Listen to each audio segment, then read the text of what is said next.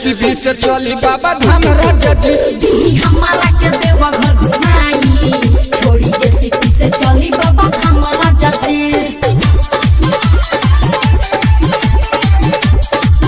बाबा धाम राजा जी। बाबा धाम राजा जी। डीजे मनीष रक्सौल।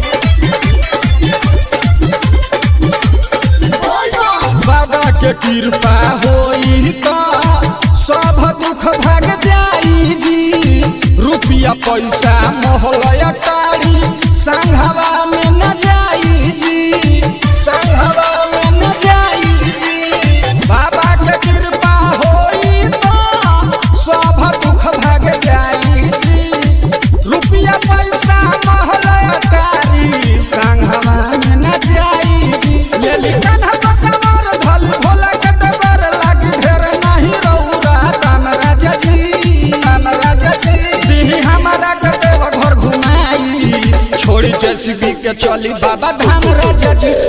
हमारा के देवा घर घुमाई छोड़ी जेसीबी से चली बाबा धाम राजा जी।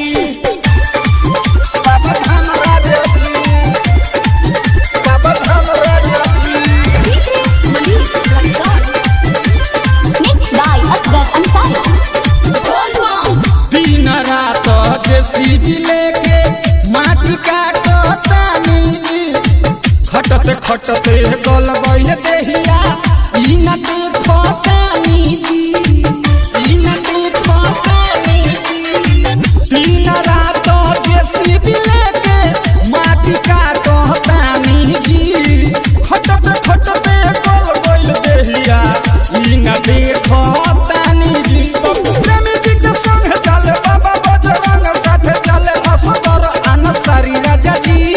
सारी राजा जी हमारा के देव घर घुमाई न तो चली जेसीबी से बाबा धाम राजा जी।